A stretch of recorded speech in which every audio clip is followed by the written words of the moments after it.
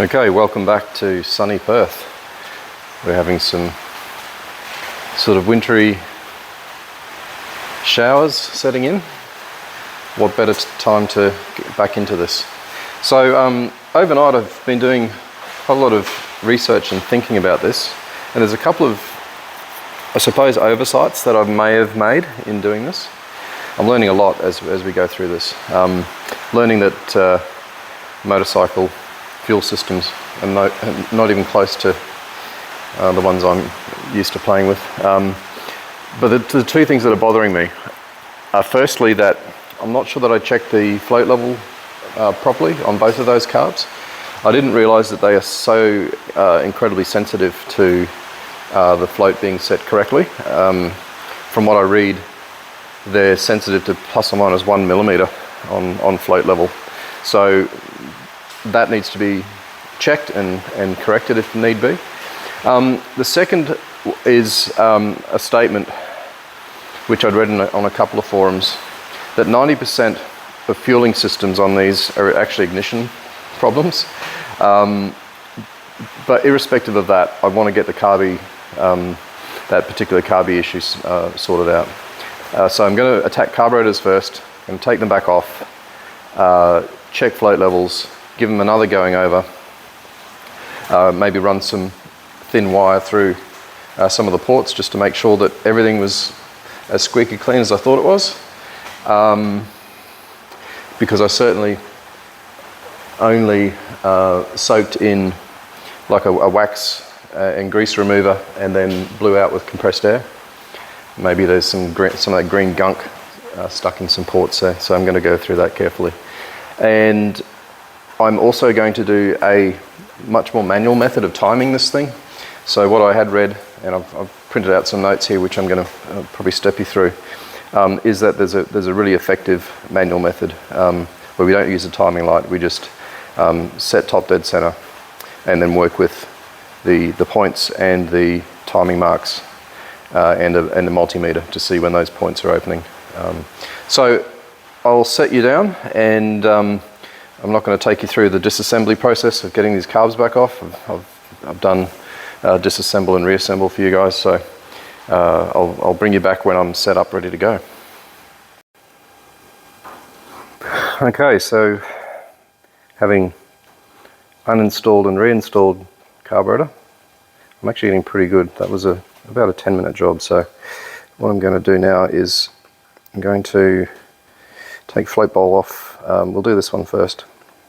This is the left-hand side carburetor, this one.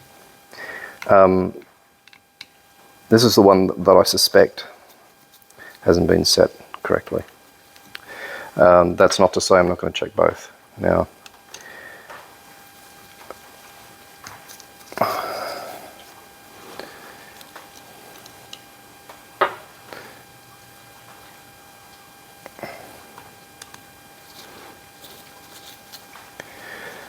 okay.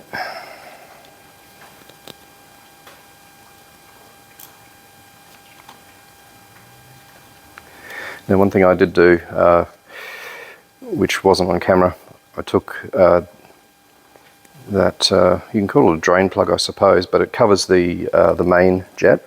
So I've taken the main jet out and cleaned that and made sure that was good.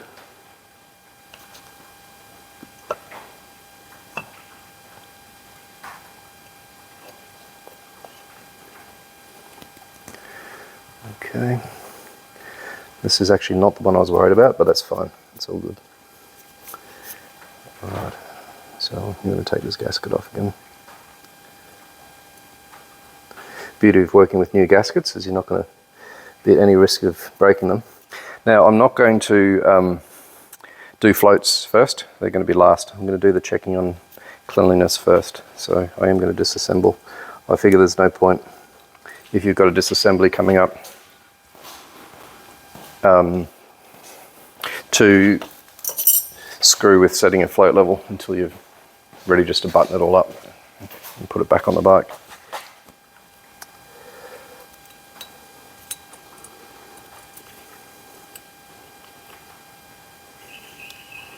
Let me just dispose of that fuel.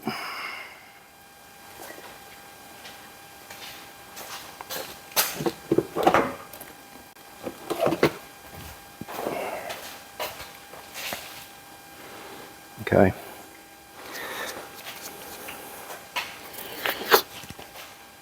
Let's get back to taking off that needle and seat.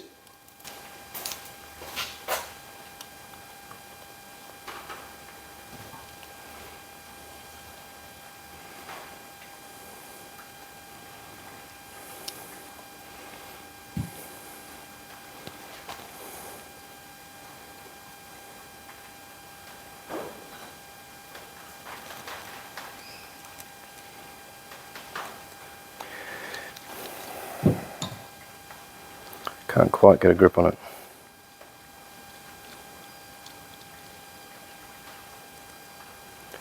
Okay, have a washer on there, it's all good. Didn't actually check the float bowl for being clean. It is, it's perfectly clean. So this is the pilot circuit. There's the emulsion tube that's in there is part jet, part emulsion tube, so it's a metered, think of it as a metered emulsion, and part of the circuit that keeps the thing idling. Okay, so on the intake bell of this carburetor, you might be able to see here, there's an M in the casing. So these two holes that you see in the intake bell, they feed air to two circuits. The one labelled M feeds air to the main circuit, and it's sort of this this jet here, and this reminder that this has the needle from the slider or piston in there, which regulates the flow of fuel there. So this is where intake air for the main circuit is, and this is the intake for the pilot circuit. There's nothing that you can remove from these. The metering is set in there. So okay, so in the float bowl we have this is the pilot jet in here, and I'm going to take that out.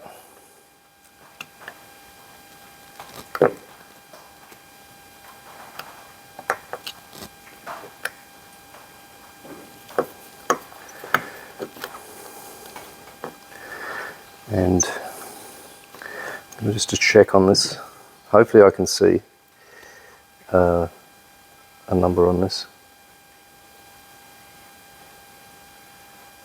No way in the world. Oh, hang on. Let's see how macro this bloody camera can be. I'm just going to flick to camera here and zoom right in.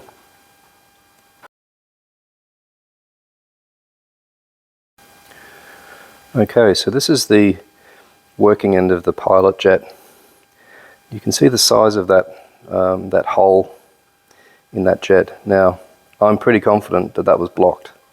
I got a bit of cheek poker wire wheel, and the wire diameter is perfect size to fit in there, and it met some resistance before it freed up. So, fingers crossed. That's one part of a potential problem.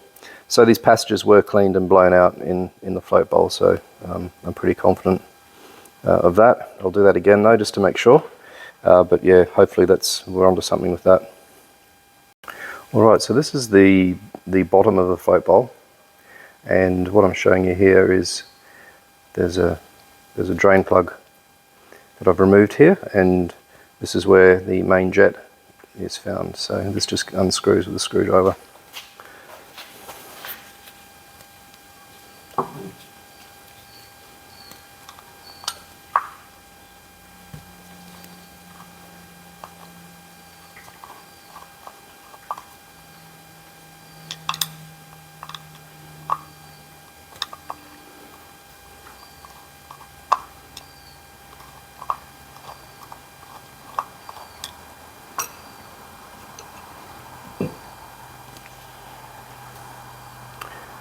So that's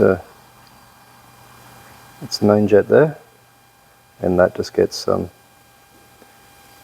bit of wire drag through it as well. I just have to find something of a suitable diameter. Alright, that checked out. So it goes back together. I've blown, again, all the galleries, passages out with the compressed air. So that'll be good to go.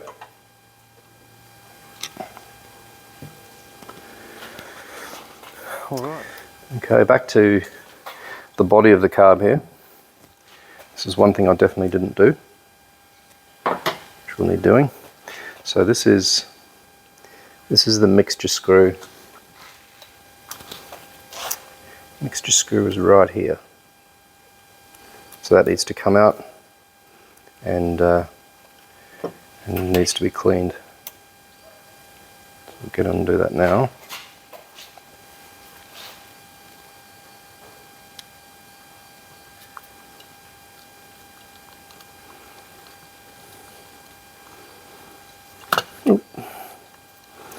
Hit you on the head with a screwdriver.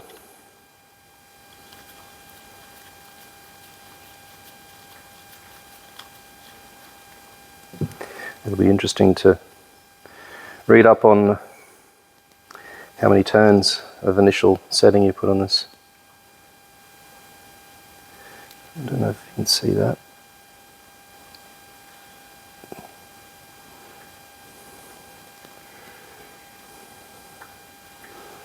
Okay. It's all good. I'm just going to blow that passage out with a... Actually, there is a spring in here. Let's get that out too.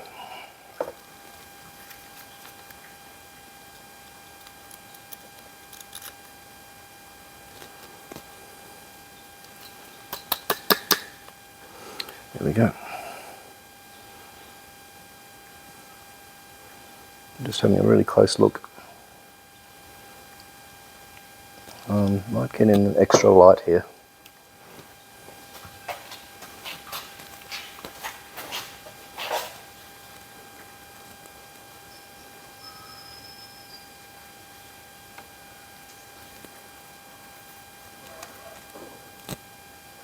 Yeah, it's pretty squeaky clean down there. So I've got no concerns, but I will blow that out with some compressed air right now.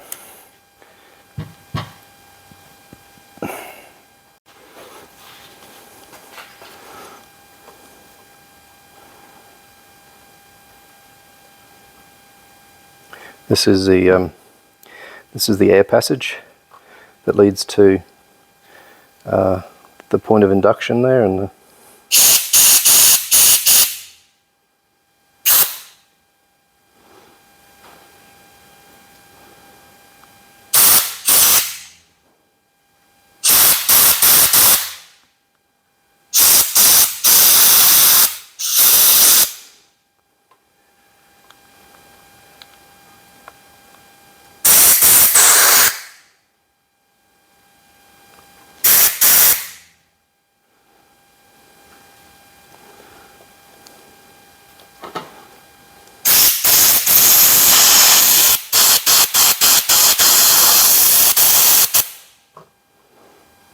okay.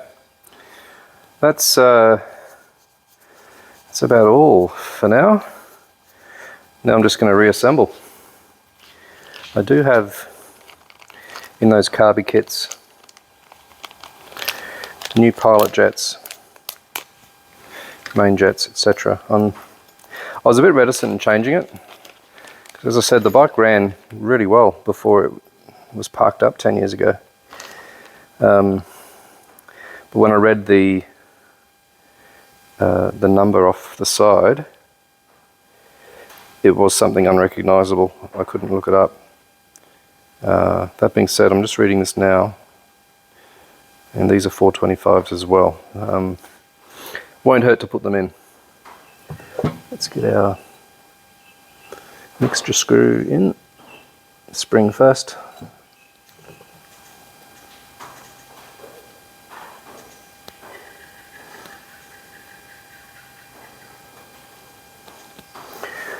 Nice shiny new one.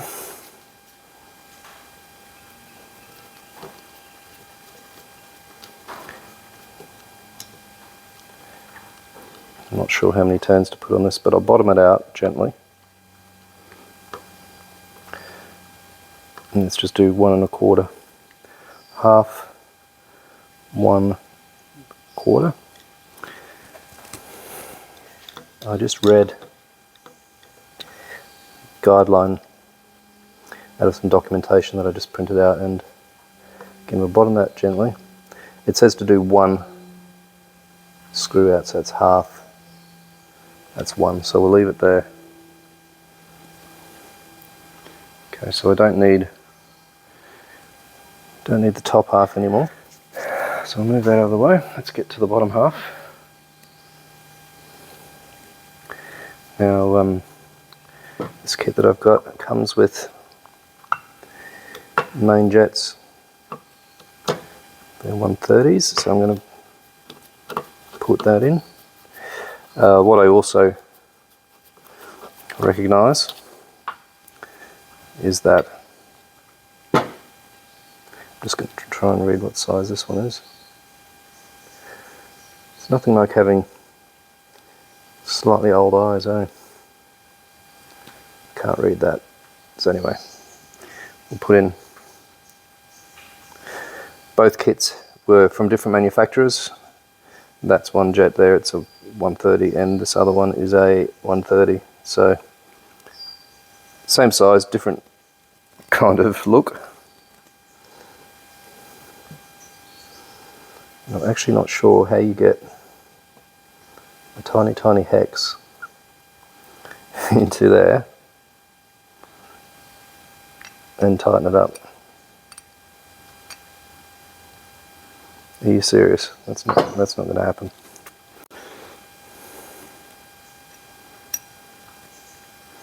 Maybe I'm doing something wrong. Wouldn't be a big surprise. But we're learning, hey? That's the main thing. Learning how to do this.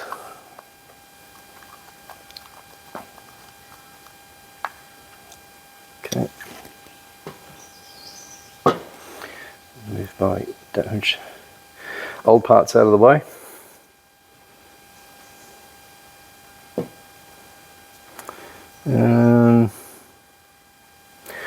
Okay. I'm going to jump in here.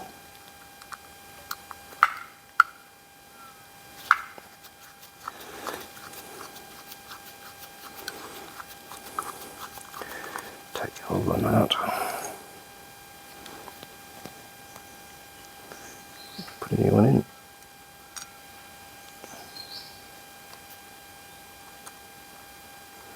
Would have saved myself a whole lot of time if this works,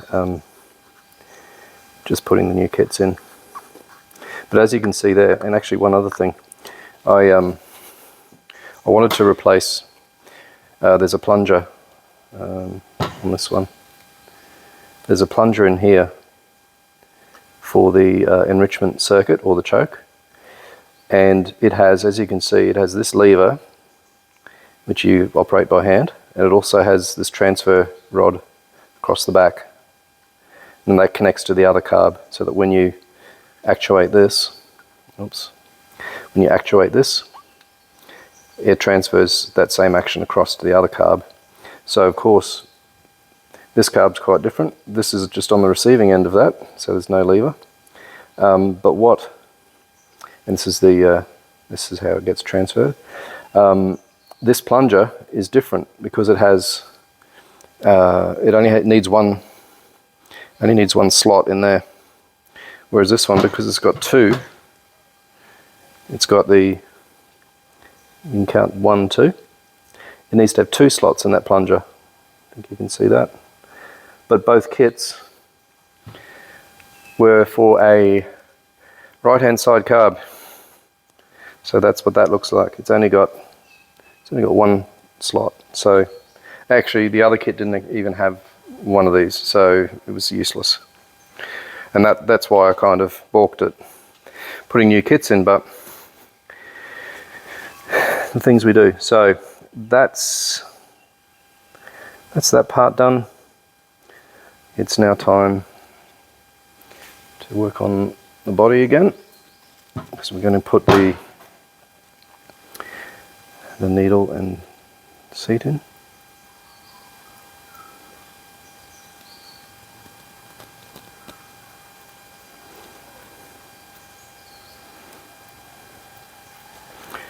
Okay. And Butterfingers here. Tough. It's also because I'm trying to give you a good camera angle. Right, there we go. Get that started.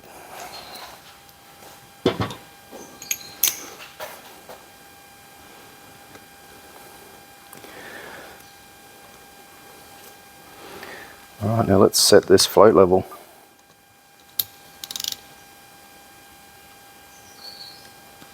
Now the principle here for setting this float level, from what I've read, is you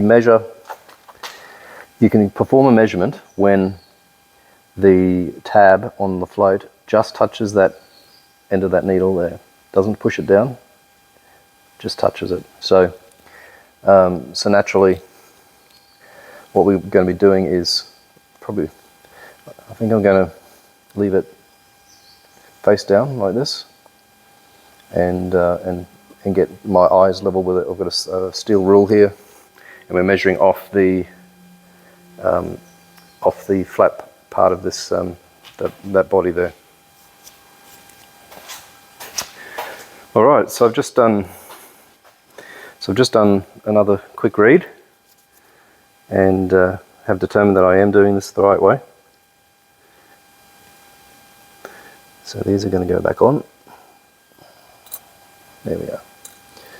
So again, the procedure, I'm going to get my little stool.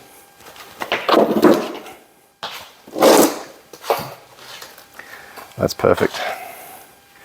So the procedure is, you put your rule in there where the gasket actually would normally sit.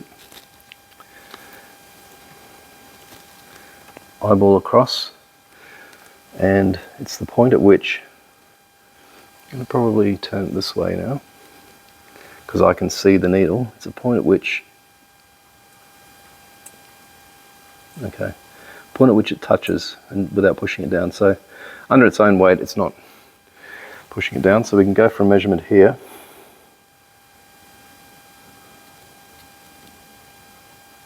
And it has to be 24 millimeters.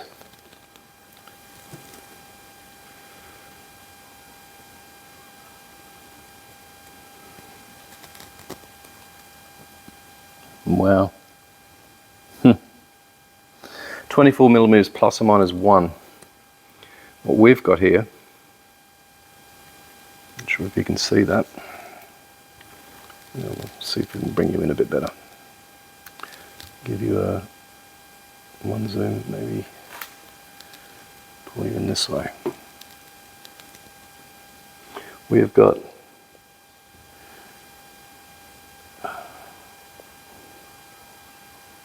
.26. Hang on. It's very hard to read. Put you back. I thought that was 26. I'll just check again.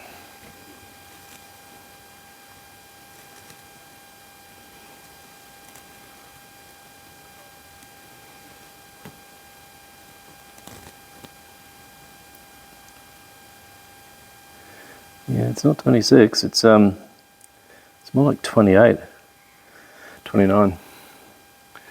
But I am struggling with this rule. I have a caliper. I'll see if that's going to help me. Let's see if this will help.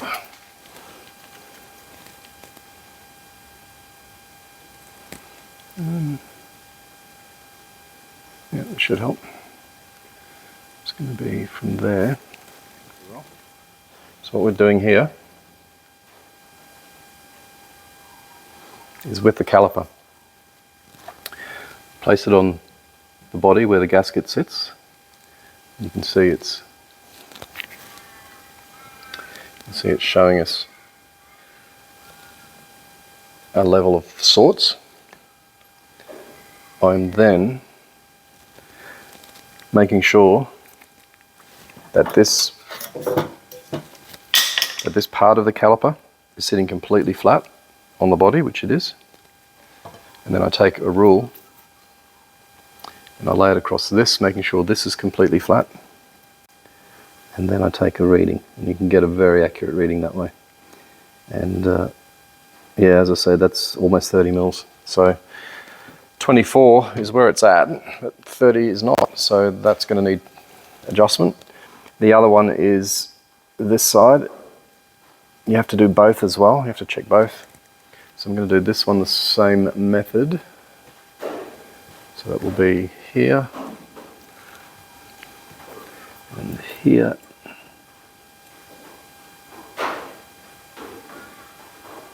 And that one's equally bad, 30. So at least I'm not going to have to be bending on this bridge here to get them to be the same. So this tab needs to be bent this way, bent up, bent down, whichever way you want to sort of think about that.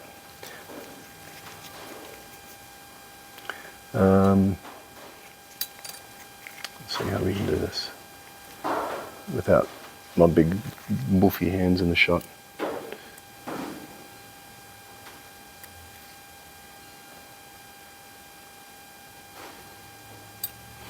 Right, so what does that do for us straight away? Just not, I've got to calibrate myself.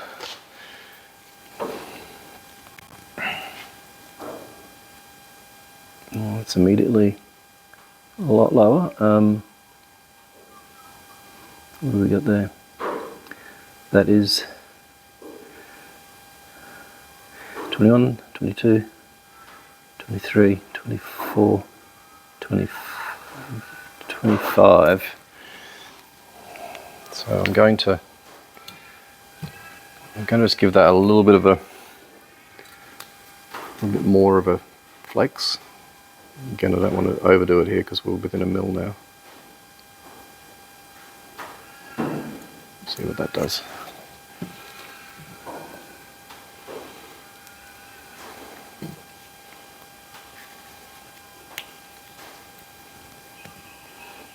Okay, level, perfectly level, and perfectly level there. I think that's nailed it. That's awesome. And then we go back to this one, just double check. How could it be out 6 mils?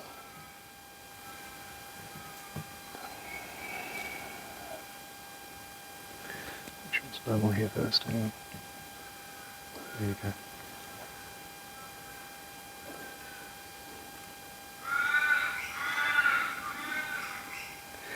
I'm happy with that. More than happy. All right. So now it's just a matter of getting a float bowl back on. And I'm going to do the same procedure for the other carburetor. So there's no need for you to sit through that painfully. I'll button this up and then put the carbs back on the bike, and that's when you'll be brought back. All right, I lied to you. I said I was going to come back with carbs on, but one important element of this tune-up that needs to happen before we set the timing and all of that is must do a cam chain adjustment check. This is the cam chain tensioner. It sits within this. This is a cap that needs to be removed. Let's just get in here and take a look. That should be a 22 mil.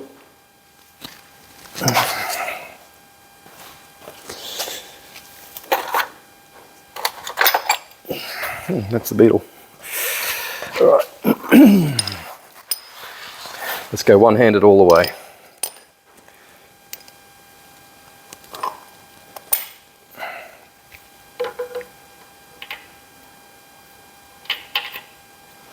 Try not to, a little bit of fuel dribbled out there. Try not to make a spark.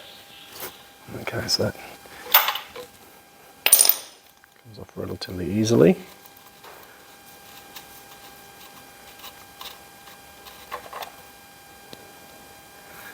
Yeah, I didn't expect to get oil running out everywhere, but that's fine. So what we've got here, try and give you a bit better zoom. It's not working for us at the moment. Let's go up to there, so get that out of the way. Oh, there you go. Good view.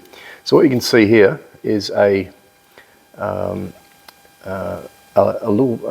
thin rod that's running through the middle of this shaft, which has the ability to, you can put a spanner on this and turn it if you need to. What you're seeing there is perfect adjustment. So that rod is flush with this face here. If it needed tightening, this rod, you'd see it as a depression. You'd see it in this way further. If it was too tight, you'd see the rod sticking out like this.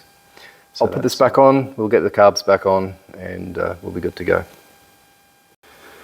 Alright, so I had the foresight before I even tightened up that clamp to attach the carbs to the bike to just turn the fuel tap on and see if we had any leakage due to there being an overfull float bowl.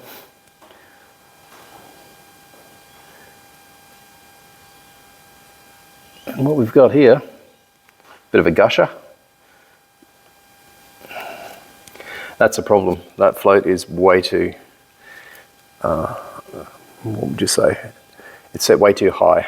The level's way too high. The float's also sitting up too high. So they're not shutting the fuel off appropriately. So I am going to, let's connect the other carb. Oh, actually no. Oh, that's bullshit. I've just bullshitted myself. That transfer pipe needs to be connected, otherwise it will leak like that. So yeah, unfortunately I can't test things until everything's together. Oh well, never mind. Yeah, just one thing I thought I'd mention is that this these clamps that attach the carb to the manifold, to this rubber union here, they need to be tightened all the way up, so there's no gap here between both sides of this clamp. And that's why I was using a socket with a screwdriver fitting, like so, because I was finding I couldn't get the right tension on it with a screwdriver. So just a note, probably don't do it with a screwdriver. Get this sort of an arrangement so you can be guaranteed that you've got this thing clamped as hard as it can. You don't want any vacuum leaks, given that the entire carburetor operates off airflow, and you don't want to disrupt that. So yeah, that's all back together. Now we can turn the tap on, and fingers crossed we don't overflow our float bowls. Yeah, so they're still filling up here. Oh, I see drip. What's going on? What's going on? Yeah, that's not a good sign. And we have major. I think what we've got happening here is what it's designed to do. And that's running out the overflow. So yeah, that's not good. We are going to have to reset those. Going to have to check my settings. 24 mil when they were close to 30 mil. I think someone's lying to me. All right, I'll bring you back. Got to get these carbs off again. I'm getting really good at this, by the way. All right, so I scoured the interwebs for a float setting for these, and I consistently came up with two options, one 24 plus or minus 1, and the other 27 plus or minus 1. Now that 27 was a 34 mil carb, these are 38s. 34 mil carb with the brass floats, the same floats as this has got, but every reference to these carbs had them at 24 mils. So I've set them to 27. I'm just going to connect one up as a precaution before I go and bolt them all on again. So what I'm just going to need to do here is, there's a transfer port there, just going to hold my finger over that, plug the fuel line on, and see if we've got any leakage. I'm sort of hoping not. It's been a bit of a pain, on and off, on and off. Anyway, I'm one-handedly doing this, so you're not necessarily seeing me feed this fuel hose on. Okay, that's on. And we'll turn the fuel tap to reserve. Oh, we're pissing out there. There you go. Right, so if we're overflowing, we're going to come out that overflow pipe at the bottom. We're level there. If we tilt this, the bike's leaning. No, looking good. Back the other way. I'm going to call that a win. Good stuff. So we've had somewhat of a moment of truth. I've got both carbs on now. Fuel's connected up. Set petcock to reserve. And we are not leaking, which is a good sign. And hopefully our float was running really low, because it was set to 30 mil. Now it's set to 27. It feels like it's halfway between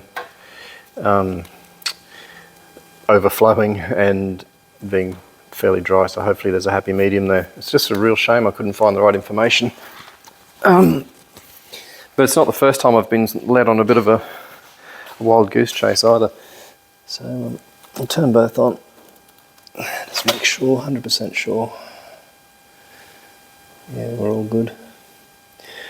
Alright, so let us see if we can get this bloody kick started and going again. So I'm going to set you up here on the bonnet of the Benz. Oh, you even get to see the three-pointed star. Let's see if we can't get... Whoa, that wants to bloody slide off. Right. Let us see.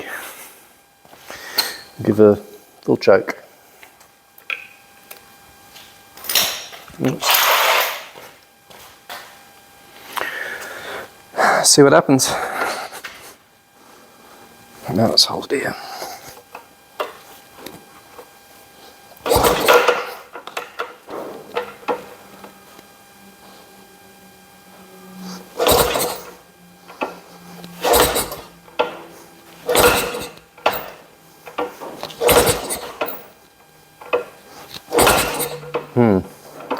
We have done our idle mixture might be just completely wrong.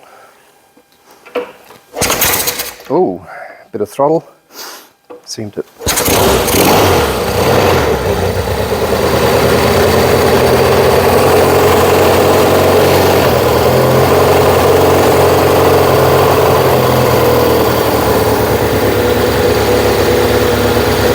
Wow.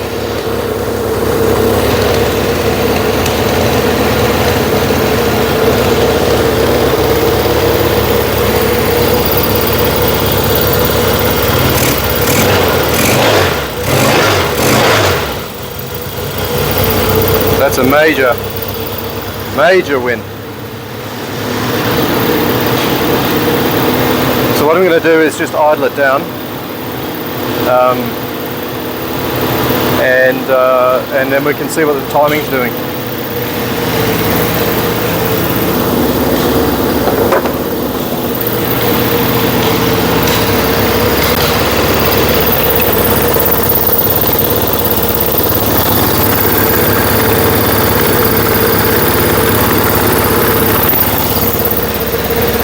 Screwdriver.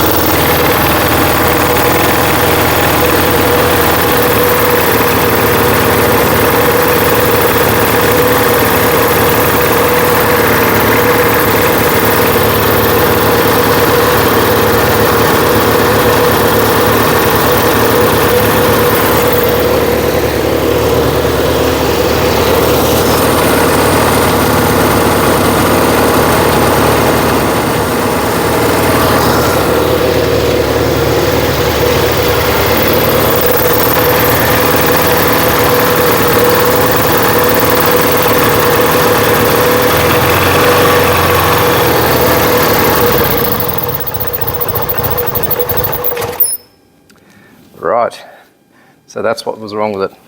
So I wasn't keeping you too updated because of the noise of this engine and the bad mic.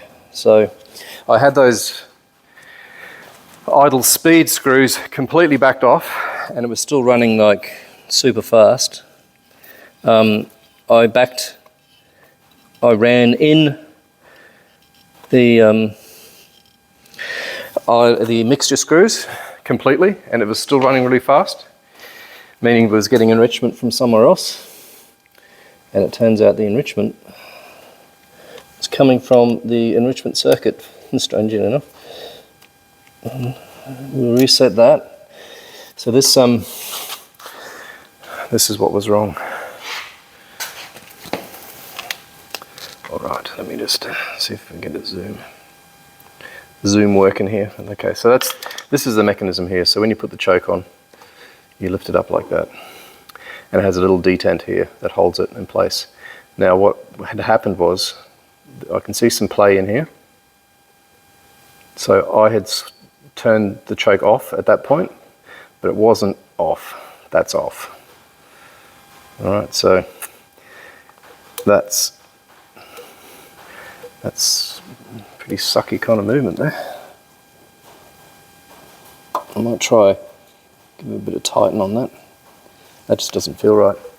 So we'll tighten that up, see if that makes a difference, but that's on and that's off.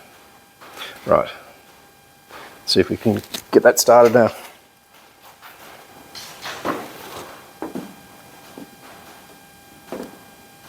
All right.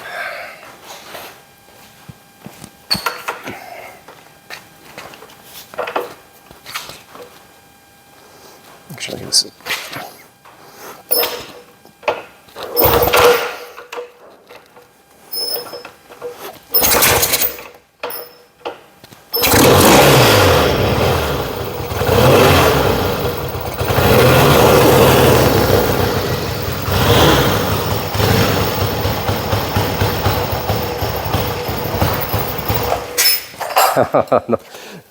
just have to idle that up a little bit.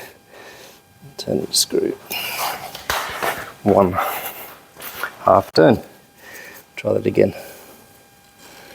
There we go.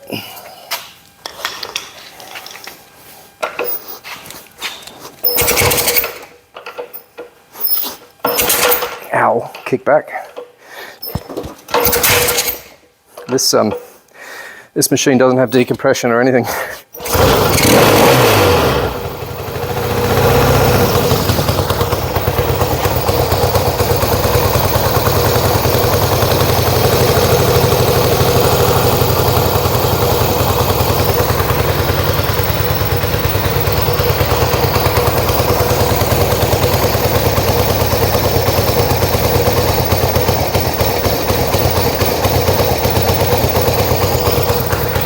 Okay, I'll get a tacho onto it and see what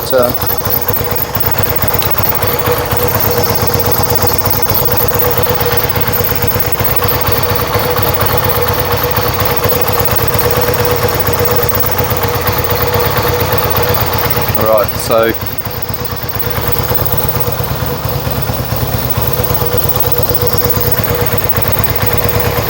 we're running a bit slow there. I want to set it to 1200 RPM.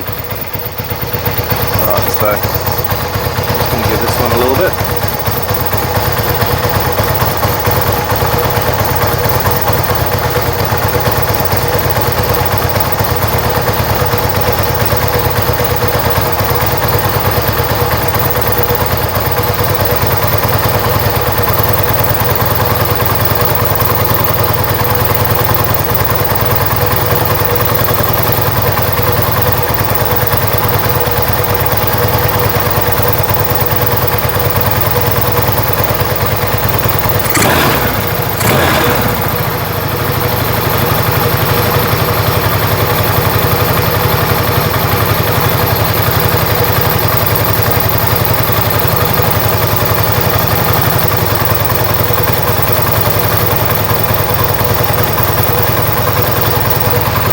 over that.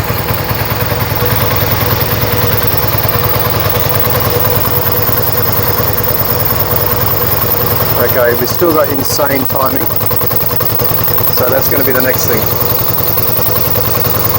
And I'm also going to quieten down these points. I haven't greased that shaft yet. Right.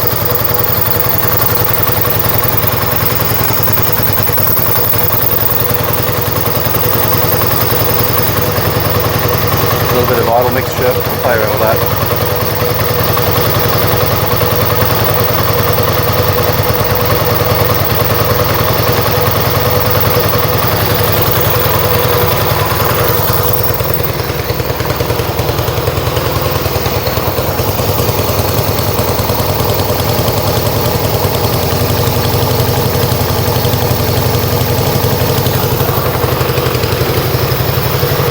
I made that a little bit more lean.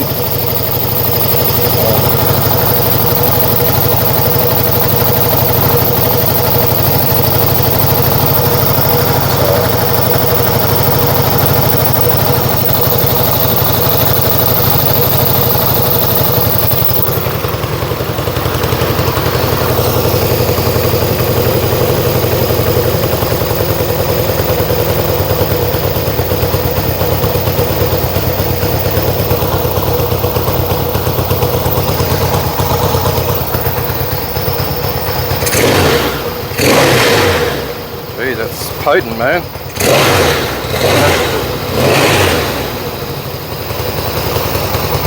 The bike wants to bloody crawl backwards.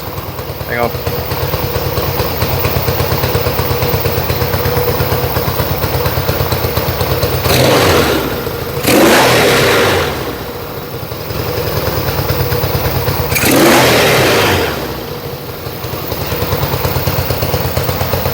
I'm happy with that.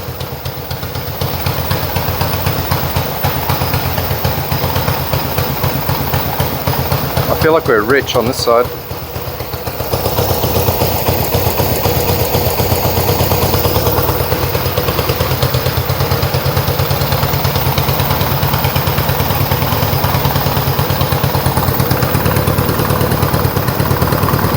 Man, it's stinky rich on that side. I'll get to that tune later. I've got to sort out this ignition timing. All right, well, that was fun.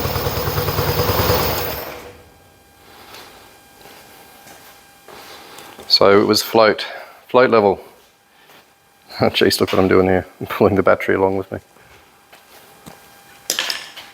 Right, so I'm going to set myself up to do I'll do the points gap, and then we'll do the manual timing method. So I've just got to get set up with feeler gauges, etc. All right, we're up close and personal with our points here. First thing I've done is I've set us to top dead center on the crank here. Well, I've set us to that mark. TDC's actually T is probably here. In actual fact, I'll set us to there.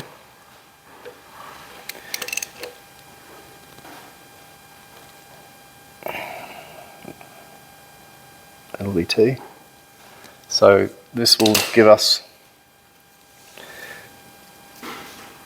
maximum opening on our points here. And they're supposed to be 0.3 to 0.4 mil. I've got a 0.305 here. And I'm not sure you can see in there, but you can drive a bus. Literally it's at 0.6 or something. Drive a bus through that. I'll run this around 180 degrees, and we're going to check the second cylinder's points. So run that through to T again, down there at T, and not only have we got bloody, I reckon that's 3 times, I reckon that's almost a mil on this one, mil on this one, but this one's open as well, which we've got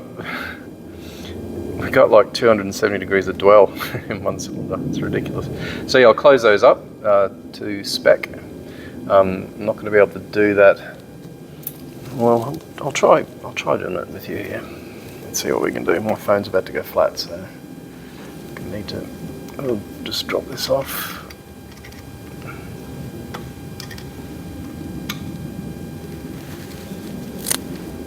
Oh, geez. I'll have to bring you back. Another minor issue here. This screw holds down the adjustment point for the points. As you can see, it's so badly boogered out, I could barely get it off. So I'm certainly not going to be putting that back in. What I've got instead is I've got a screw here, same thread, with a good head on it, and I shall cut that to the right size with my Dremel. Okay, so the way I do this is I measure the length here, and this gives us 9mm, and I'm going to now cut the other one to 9mm. Okay, so the really easy way to do this is to set yourself up in a vise, grab your calipers, set to the right length, and you'll literally have the screw, just check this, I haven't got the caliper set to the right length, hang on, there we are. So you'll then have the exact amount you want overhanging, so I'll be cutting it off flush with the edge of the vise. Safety glasses on.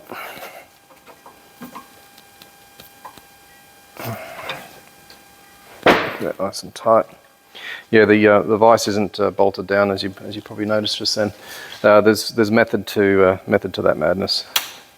I haven't been doing any heavy duty stuff, and it means I can just move the vise around as I need it, just like this for these small jobs. All right. So I'm just trying to do this one-handed again. Let's just get my Dremel set up. Oh, bloody hell, who tightened this up?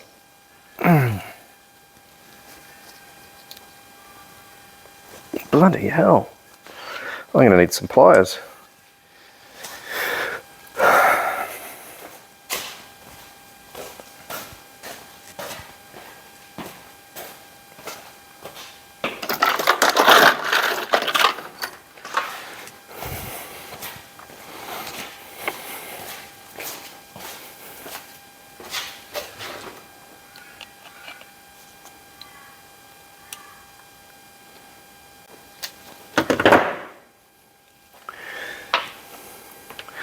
Okay, so if you're not familiar with a Dremel, that's a little cutting disc that's I'm going to use on the machine, and a Dremel is a little handheld, high-speed. What does it pull? 35,000 revs per minute. So it strikes fear into any screw that's going to get cut. So here we go. Back off.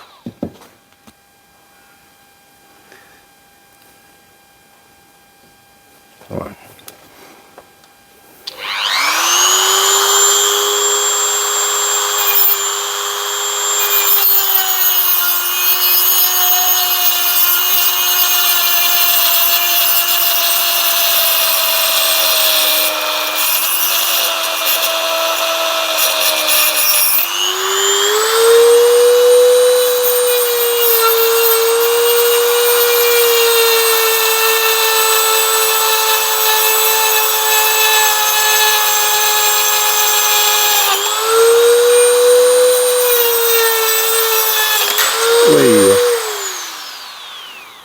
That's called the exploding blade. How close are we to here? Oh, we're done. All right, I'm going to clean that up and stick it in.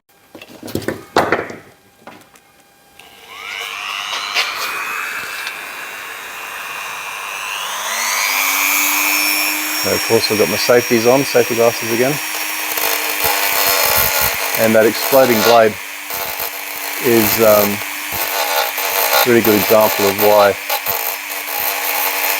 if you're ever doing any cutting, grinding, get yourself a decent set of safety glasses.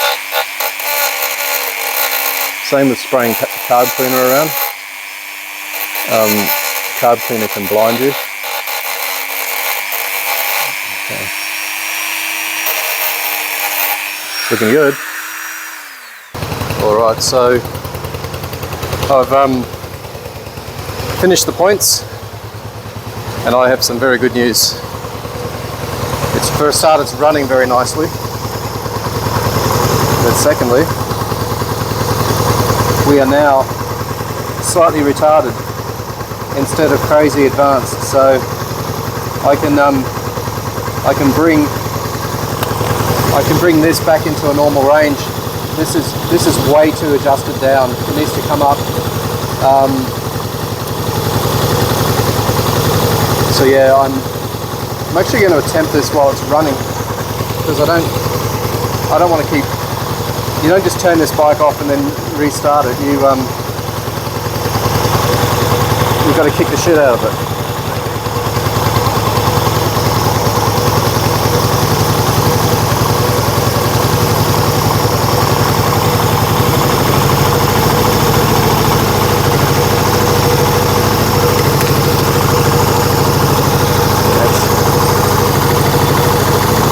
Advanced, so I might tighten this up a little bit.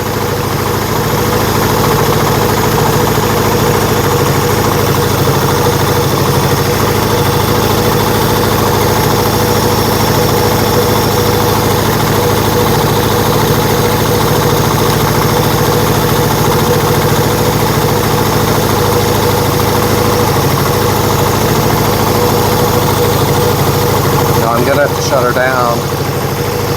Too tricky. Okay, I've just gone a smidge too advanced, so I'll split the difference from where I was before up here and see how we go. Yeah, but turning it off is definitely a go. Alright, so we are as spot on as we're going to get it.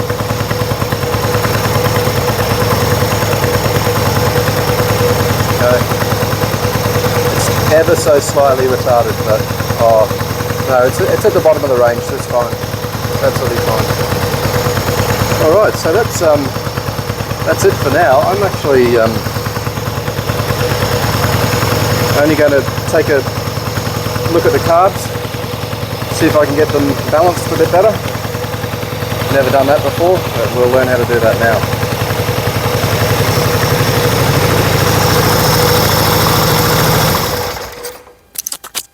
And we're done. Okay, so I've done the research on how to do this. Because this is a fairly primitive setup, we don't actually have a common throttle shaft. You've got, if you look at the throttle here, there's two separate cables. So step one is just literally making sure that they're both opening at exactly the same time. You can see it moving slightly there. I've already taken a look at this and set that one, so they're both opening at the same time. And I'm going to use the dead cylinder method. Dead cylinder method is, the basic way of doing it is you idle it up to a point where if you remove one lead off your spark plug, the engine will still keep running on one cylinder. So, and then what you do is you reduce via the idle speed screws here. Oh, my glove's blown out. You reduce the idle to the point where the engine dies. Now, I'm not going to do it that way because I have a tachometer fitted to that timing light. So I will set each side to the lowest stable speed. And then that hopefully will give us the synchronization on those carbs that we need. So just trying to think how best to work this out. So I'm going to set idle quite high. I'm going to fix the glove first actually. Well, slight change of heart here. I think, given where we are now and the bike's actually running pretty decently, I'm just going to put everything back together, airboxes and everything else. I'll be eliminating a variable there. What if there's a difference between the amount of air that can be drawn through an airbox on either side, you're going to screw up your tune. So I'll put airboxes on, side covers, everything back together, and then that's when the final tune will begin. Join me then. All right, she's all back together. Out of interest, let's see how easy this thing starts before we get cracking.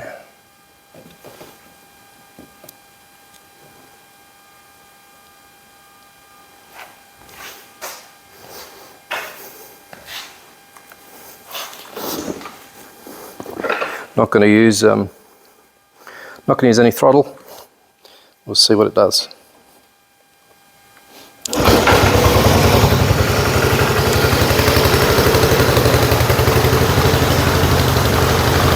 That's a win. Awesome.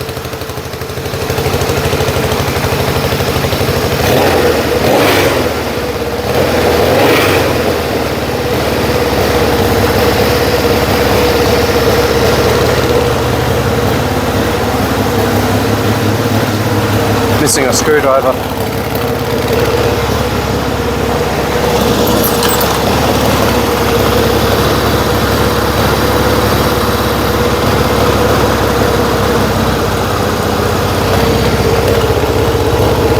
Actually, let's see if it dies.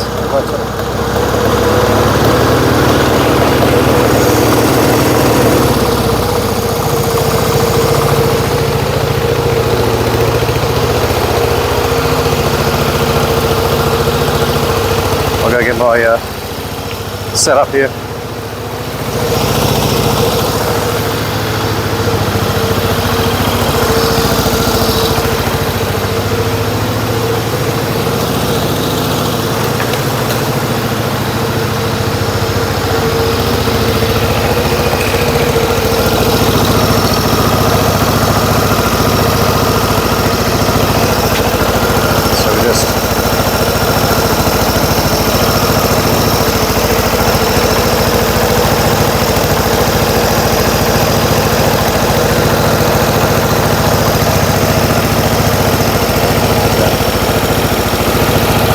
Just get my screwdriver. It's here.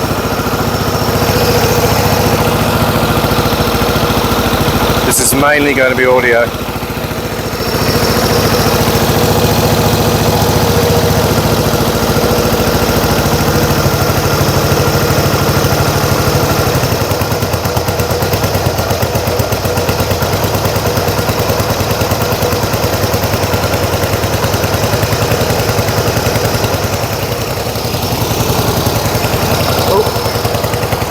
Going to give the mixture a tweak.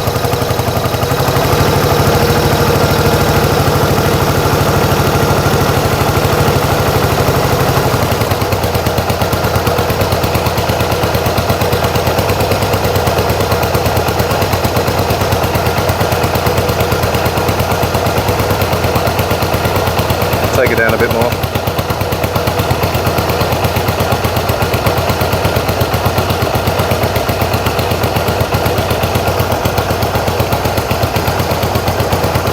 Nice.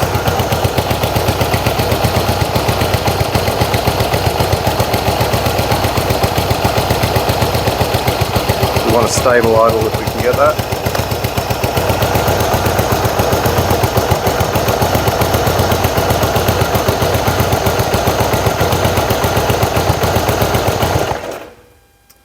That's how to kill it. Right, let's get it going again. I'll put this lead back on to get it started.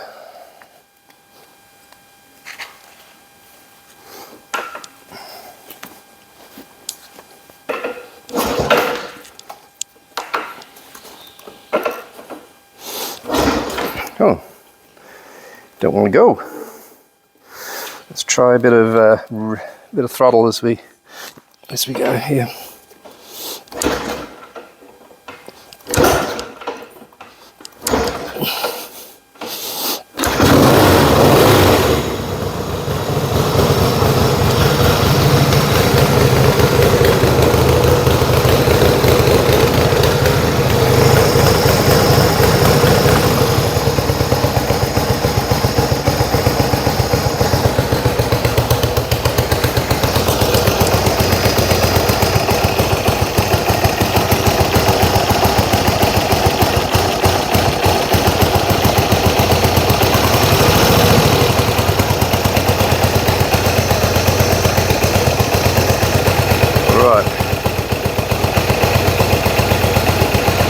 let's maybe call it there. Pretty happy with that. I'm just, hang on.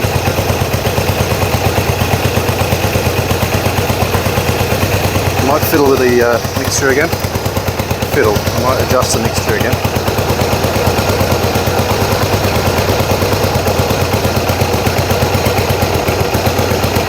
Fattens it up a bit, didn't like that very much.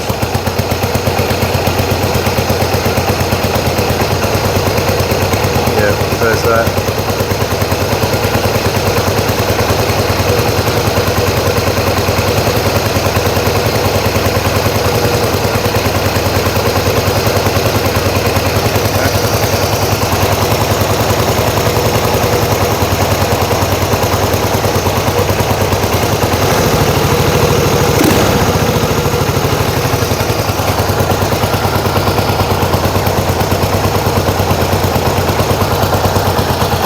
What's that doing for us?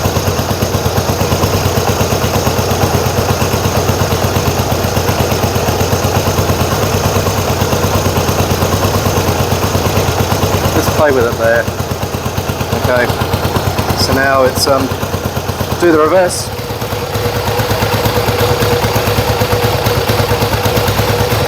That's where we need to be.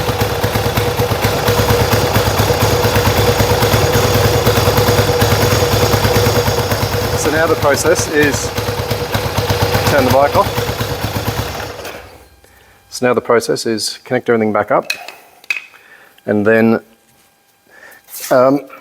wind each throttle screw evenly until you get the idle you want at around 1000 RPM. So that's what we'll do now. And then we will be done. Let's line you up here. Here we go. Right.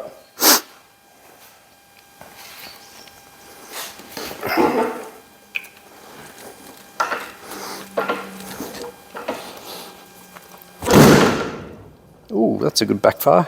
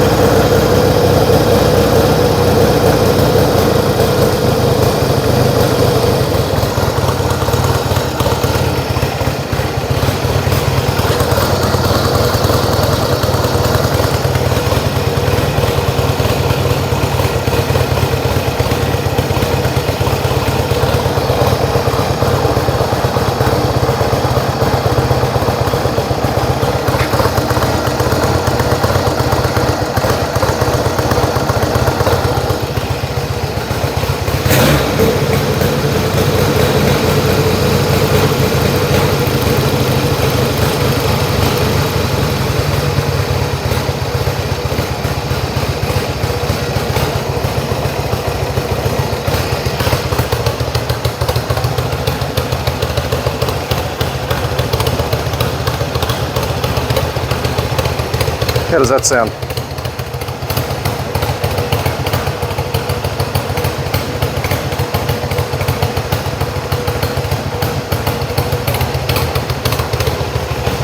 Sounds good to me. I'm going to leave it there. You can fiddle endlessly. But that's going to conclude today's episode.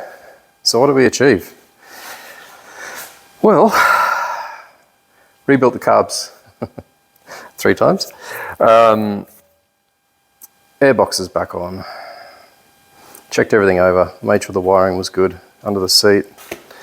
Did a dead cylinder tune, and all that's left really is to go for a little ride, but I'm not going to do that today. That might be just one little short episode on its own. So yeah, thanks for joining me. I hope it's been slightly informative. I've really enjoyed doing it. Really glad I could get it running decently the way it runs, so it's awesome. Thanks, see ya.